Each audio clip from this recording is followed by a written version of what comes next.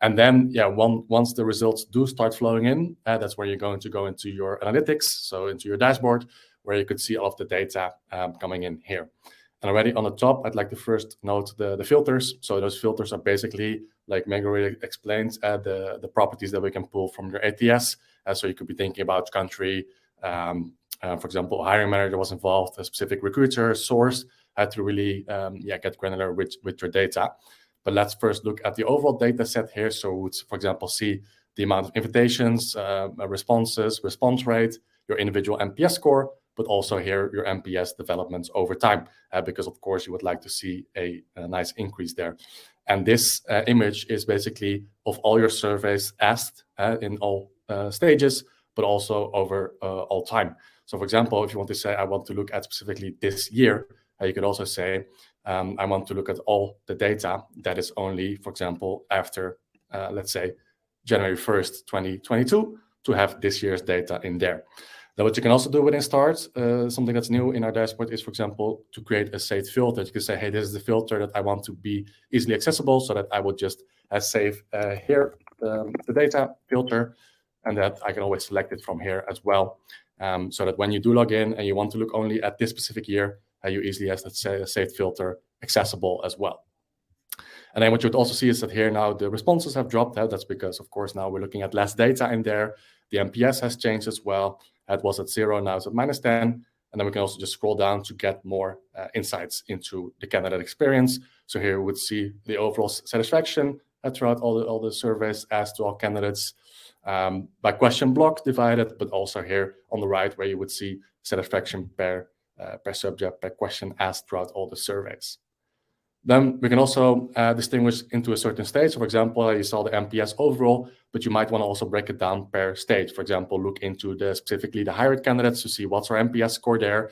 Rejected, what's our NPS score there? We actually see here it's at -16, but also, for example, the withdrawn state that you could see and identify trends there as well, that you would say, hey, we see rejected is at -16. Let's try to bump that number up for next quarter and set up a goal around that as well. We can drill more down. So on the left here, we can also go to department performance. So also all departments are linked to responses individually. So here we would see basically the candidate experience per department. So we could rank also the NPS score from high to low. So for example, we would see which departments are we scoring well on and which departments not. So also there, another example from a customer of ours is that they saw that in the customer facing roles. So while they were scaling and hiring at scale, they saw that one department specifically had a very negative NPS score. So they actually used Start to dive into that specific department to see what they needed to improve there to boost that candidate experience again as well. You can also see here in the heat map how each department is scoring on a specific topic. So if you see that one topic specifically jumps out into either a very positive score or negative score, you could address that as well. And you can also deep dive into one specific department. And that is something that you can specifically do to benchmark that department against all the other internal departments, of course, as well. So you can see in this case, if we look in the sales department, what's the average satisfaction there compared to the internal benchmark? Same would go for the NPS score, development over time. And then what you could do, because what we also support at Start is that you take candidate experience company-wide. So what you could do is schedule this report on an automated basis, for example, recurring on a monthly basis to the director of sales, that it would populate in as a PDF format, for example, as a report into their inbox on a recurring basis. Same would go if you want to report back to leadership, for example. So we would also have that for recruiter performance. So here you could see each individual recruiter's NPS score, also their satisfaction individually, again, ranking from high to low to see who's doing well and who can improve in terms of NPS score. And on the heat map, you would see specifically how well a recruiter is ranked on a specific topic. So also there, you could use it to your advantage and say, hey, we see that one recruiter does extremely well on one specific topic. Maybe it would be a good moment to ask that recruiter to train the team, to share with the team how he or she does that, so they could learn from each other as well. Or if you see that the whole team is performing under a certain level that you want them to score at, maybe that would be the right moment to also have some external training on that topic for the team as well to upskill them. Next to that, also when you want to prepare for maybe quarterly reviews with your recruiters individually, again, you could go into the deep dive where you could see, hey, what's their score against the internal benchmark? So how do they actually do, in terms of against the other recruiters there. So if you already have your hard metrics as KPIs, maybe candidate experience can be part of the soft metrics there.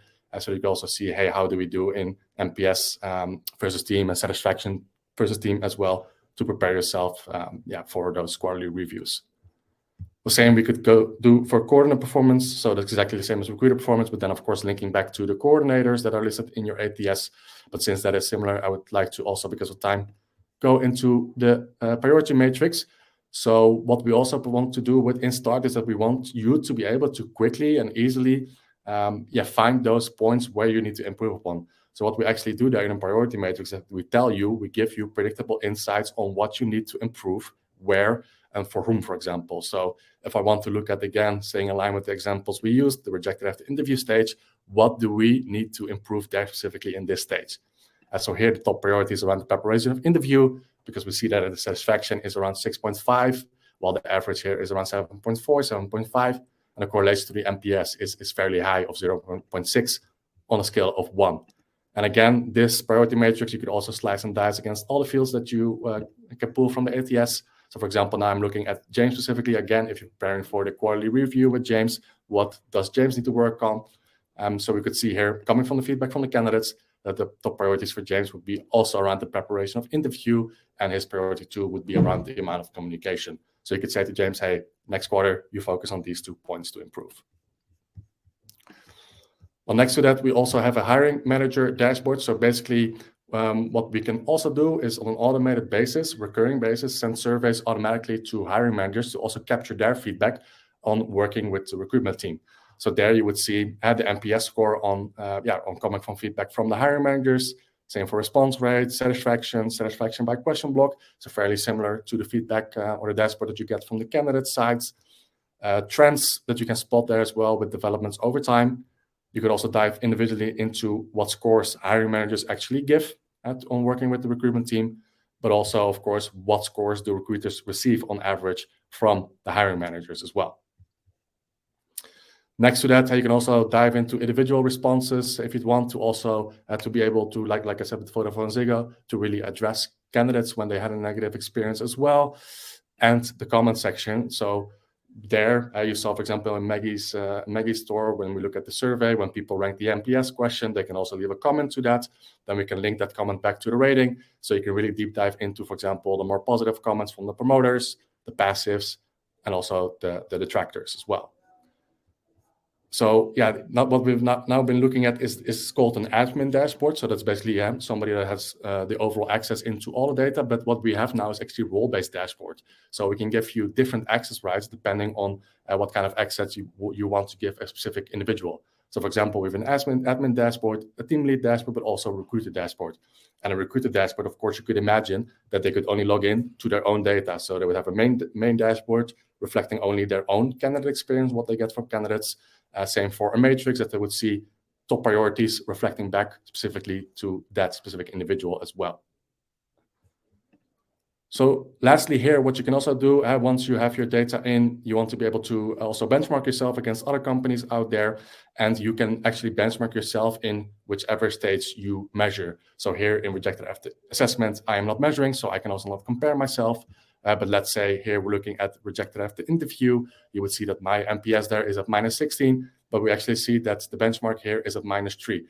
So you see also that to get a positive NPS in this stage specifically, so the rejected after interview stage, is already fairly difficult. But also now when you report back to leadership, you actually have the data to back it up that says, okay, if we are above 0, we're doing better than other companies out there.